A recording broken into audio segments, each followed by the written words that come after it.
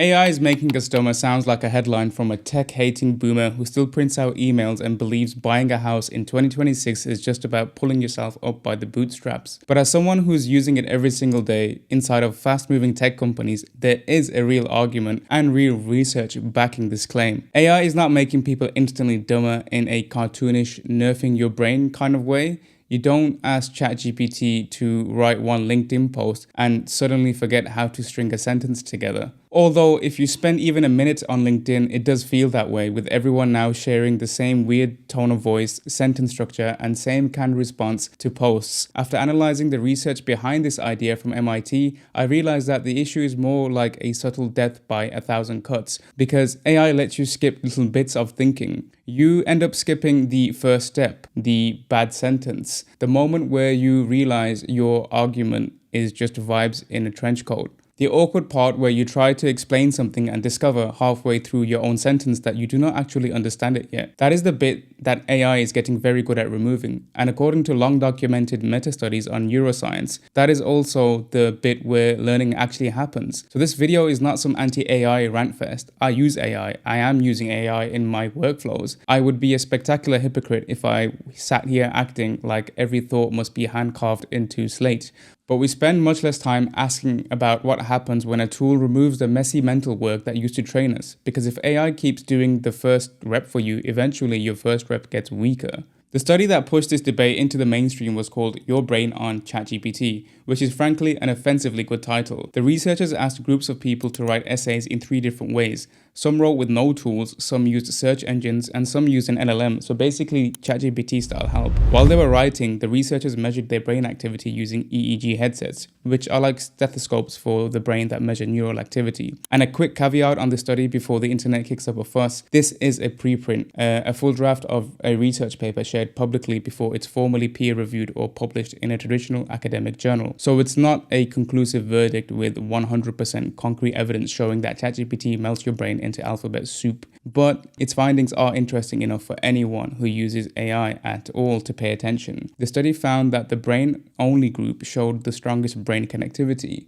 The search group sat in the middle, and the LLM-reliant group showed the weakest connectivity. That shouldn't come as a surprise, but it hits a little different when the job is writing, because writing is not only typing words. I started my career in content marketing almost a decade ago, and it involved a lot of writing for tech companies and developing content strategy. I know from experience how powerful writing is as a thinking tool. It's where you discover the shape of your thoughts. The details that really got me was that LLM users struggled more to quote from their own essays afterwards. They had produced the essay, the document existed, the words were literally on the page, but the work was not sitting inside their heads. And if you have used AI to draft things, you probably know that feeling.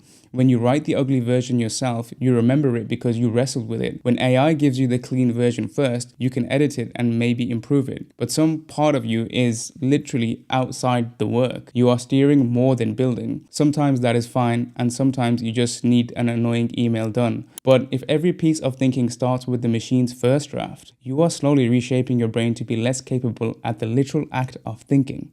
The obvious pushback is that people panic every time a new tool shows up. Calculators, Google, Wikipedia, spell check. Every generation thinks the next generation is doomed because they learned with a different tool. But the calculator did not destroy maths. Google did not destroy memory. Spell check did not destroy writing, although it did make some of us extremely confident in words that we still can't spell. AI is different because it reaches far further than any other assistive tool. Generative AI, its own unique category. It can basically think and create for you. It can decide structure, make the arguments sound coherent, summarize things you have not even read properly, and produce confident paragraphs before you have done the confused one. That's kind of scary because confusion is not a waste product. Confusion is often the doorway. You read something, it half makes sense, you try to explain it, the explanation sounds fuzzy, and then you go back. You notice the parts you skipped, and eventually the idea clicks after quite a bit of effort. That whole process is irritating. It is also the workout for your mind. AI's default product promise is basically, what if you could skip the irritating bit? Sometimes that is great. I mean, nobody needs cognitive exercise every time they rewrite a meeting summary, but when you keep skipping the irritating bits of thinking where understanding would have formed, there's a huge cost.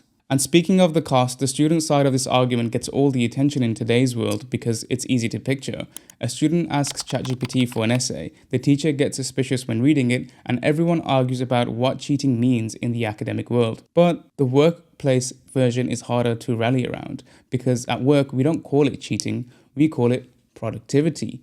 With AI, you can write the report faster, summarize the call faster, generate a reasonable strategy in minutes, and reply to customers at light speed. And some of that is genuinely useful. I'm not going to pretend otherwise. If AI saves someone from spending 40 minutes drafting the world's least important internal update, good. Updates have caused humanity enough suffering. The problem starts when speed gets mistaken for competence. AI can help you produce work that sounds like you understand a topic. Let's be honest, it's very different from actually knowing what you're talking about. Inside companies, this will be difficult to see at first. The dashboards all look great, there are more documents being shipped, there are more messages being written, and more code generated, more people using AI. But usage is not capability. And that's the mistake that we're making right now. This is where I think a lot of AI adoption gets misleading because the tool can make a junior person sound more senior, it can make a weak argument look well thought out and formatted, it can make shallow research look like a memo. And if nobody in the room has a judgment to spot the difference, the organization and the world at large starts confusing polish with thinking. And I don't know about you, but there's enough people in the world who can't think properly. I can't imagine the Skynet dystopia the next decade will bring when people struggle to think because the AI robots rebelled against a generation of mentally weakened humans that depend on them. A study by Cornell University echoes this important trade-off between short-term productivity and long-term permanent skill quite well. Researchers looked at whether AI could help people detect misinformation, and in the moment it helped. People using AI were better at spotting fake headline to image pairs, and that is the version that every company wants to put in the slide deck. Look, people perform better with AI, and they did. But then the researchers looked at what happened later, when people had to do the task without AI. By week 4, their unassisted performance on new items had dropped when compared with their starting point. So TLDR is over the long term, they literally got worse at spotting fake news because they outsourced that thinking skill to AI. And this shows that AI can improve your performance while you are using it. The important question is what happens when you stop. If the tool helps you understand the task better, amazing. If the tool becomes the only reason you can do the task, that is dependence wearing a productivity badge. And I don't think most AI products are designed around preserving your independent ability. They are designed to feel useful almost immediately. Think about anything you use. That is the main business incentive, right? I mean, a product that says I will help you struggle more effectively is a harder sell than the product that says paste this in, click that button and grab a coffee, I'll handle it. So the market keeps pulling us toward tools that remove friction. Education, work, writing, coding, research, there's like literally less friction everywhere. The problem is that we need friction. We need to struggle to actually learn something. It's how neurogenesis, the creation of new neural pathways and memories, actually happens. I see this phenomenon unfolding before our eyes, leading to a huge divide in the near future, mainly between people who use AI to extend their thinking and people who use AI to replace their thinking. Those two groups may look the same for a while. Both produce more, both sound fluent, and both have nice summaries and clean slides. The difference, though, is underneath. If you already understand the domain, AI can be incredible. You can test an argument, you can ask for objections, and you can move through background material faster. It becomes a second pair of hands. If you do not understand the domain, AI can make you sound like you do, and that's the dangerous bit. Sounding informed can reduce the pressure to become informed. That might be the most modern version of being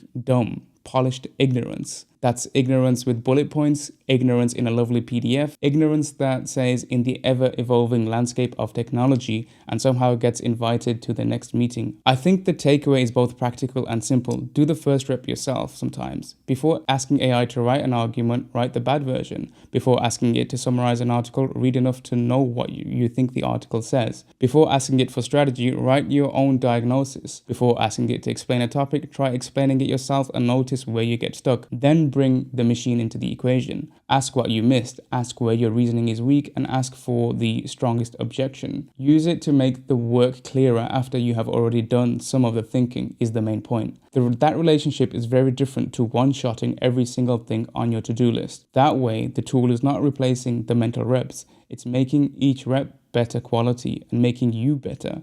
And yes, this is less convenient, but that's the point entirely. Some inconvenience is useful. If a personal trainer lifted the weights for you, you would not call that an optimized workout. You would call that paying someone to become stronger in front of you. If you're not careful, AI can accidentally do the same thing to your brain. So, is AI making us dumber? Sometimes, yes, but not automatically, and not because the technology is cursed or something, but because it makes it very easy to avoid the parts of thinking that build judgment. And judgment is about to matter more, not less. When everyone can generate words, code, images, decks, emails, summaries, plans, and fake expertise, the rare skill will not be producing stuff. It will be knowing what good looks like. And you only get that from reading, trying, failing, revising, and painfully noticing when your own idea falls apart. AI can help with that if you use it carefully. It can also help you avoid it completely. So use AI. I am not telling you to go live in a cave and write your emails on Bach, but pay attention to the bit of thinking you are handing over. If it is formatting, admin, or surface level, fine. If it is confusion, your first attempt, your taste, and your judgment, that is where I would be quite careful handing over the reins. Because the most dangerous version of AI dependence won't feel like you're getting dumber. It'll feel like you're getting faster, and that's why people will miss it. So I'm curious where you people sit on this. Do you feel AI is making you sharper, or do you catch yourself leaning on it more than you should? Be honest in the comments, because I suspect most of us are living somewhere between this is an amazing tool and oh no, I haven't written an original sentence since Tuesday.